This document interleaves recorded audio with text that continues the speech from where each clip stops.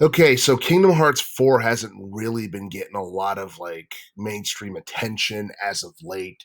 There's been a lot of high profile games that's coming out in 2023, and Kingdom Hearts 4 doesn't seem like a game that's not going to come out until I guess late 2024 or sometime in 2025. At least that's what I've been reading online in terms of rumors and all that stuff. And a lot of people are stoked about this game, and they're hoping that Kingdom Hearts 4 turns out better than Kingdom Hearts 3 because with Kingdom Hearts 3, there was a lot of complaints about the story being dragged out for way too long before it started to pick up. And like mainly like pacing was like the main issue for Kingdom Hearts 3 for the most part. And the reason why it sold as much as it did is because it was overhyped. It was like 15 years in the making. And I believe that game sold like at least 6.7 million copies in sales on the consoles that it was released on.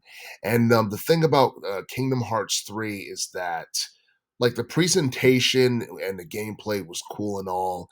It's just that it fell below people's expectations in relation to, I guess, what they were expecting from a storytelling standpoint.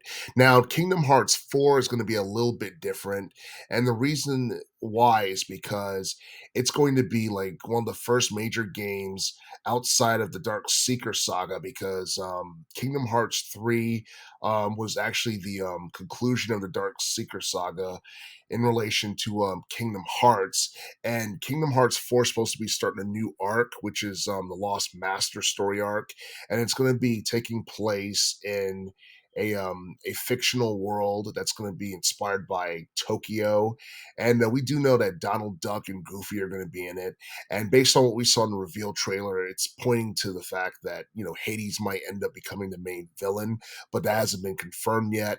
And we do know that, Sora is going to return, most likely as the main protagonist of this game. And my thing is that if you're going to make Hades the main villain of Kingdom Hearts 4, does that mean that we can eventually end up seeing a cameo with Hercules? Because like when you think of Hades in relation to Disney or Disney films, a lot of people think of the Hercules film from 1997, and that film's a classic. But unfortunately, Hercules, for the most part, hasn't really been relevant since then. And like as far as Kingdom Hearts 4 is concerned, a lot of people have high hopes for the game, and we don't want it to be rushed um, because we want Kingdom Hearts 4 to be, well rounded, well polished. Everything's good from the gameplay to the story arc to the voiceover acting to the features. Um, People want a well rounded game, and they want to be worth every penny, dime, and dollar that they spend to buy it. And as it currently stands, Kingdom Hearts 4 is going to end up being like the first game that's going to be on the Unreal Engine 5, because that's like a new game engine, because like the Unreal Engine 4 has been around for most of the teens decade. And as it currently stands, we have no idea what game systems that Kingdom Hearts 4 is going to be on. It's most likely going to be on the PlayStation 5 and maybe the Xbox Series X and probably PC. I'm not too sure about the Switch console. And but I do feel like Kingdom Hearts 4 would stand out on the Switch console because of the fact that it's a family friendly game, and it's going to appeal to casuals more, and more people have access to the Switch console than they do the Xbox Series X or the PlayStation 5 at the moment. And honestly, I feel like this is a game that really has to do good.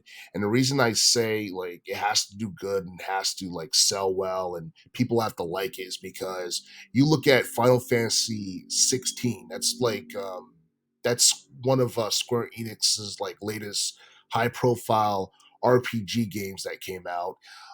It was a game that ended up getting a good response from both critics and gaming publications, but it didn't sell well. And that was something that I'm pretty sure like a lot of staff members at Square Enix was not happy about.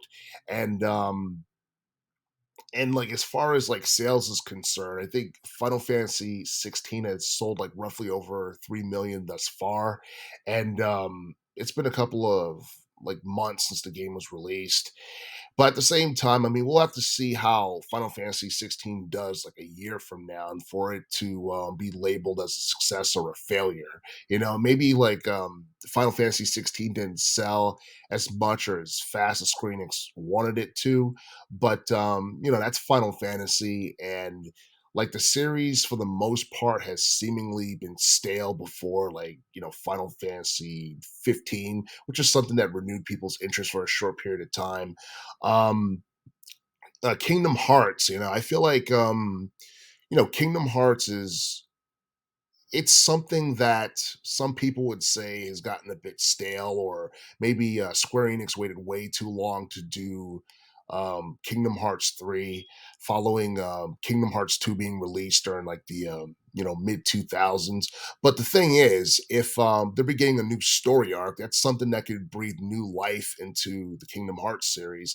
And I feel like it's something that can get people talking. It's something that could break the internet once it's released and all that stuff. But the thing is, we still have to learn more details about Kingdom Hearts 4. You know, we still have no idea when the official release date's going to be. You know what I mean? And hopefully it comes sooner than later, as long as it's not rushed. And if that's the case and they plan on rushing it because they're trying to meet a certain deadline, I'd rather it be later than sooner in terms of its actual release. But but yeah, Kingdom Hearts 4, a lot of people are speculating that's going to come out around the fourth quarter of 2024 or sometime early in 2025. Either way, I feel like this game has to be one that Square Enix is able to basically knock it out of the park in relation to commercial sales, because, you know, Final Fantasy 16 is a game that has been hyped for about 6, 7 years before its release. And even though like a lot of people love the fact that it was rated M and the story was cool and the gameplay was intriguing, it felt really different from I guess previous installments because of its M rating. And I don't see, you know, Square Enix doing that with Kingdom Hearts, because, you know, I don't think Disney does, you know, rated M or anything like that. And Square Enix, even though they have this awesome reputation for being great developers of RPG games, Kingdom Hearts 3 was it wasn't a bad game, but it wasn't as great as people thought it would be. But it's still considered a commercial success nonetheless, which is more than a lot of people can say for Final Fantasy 16.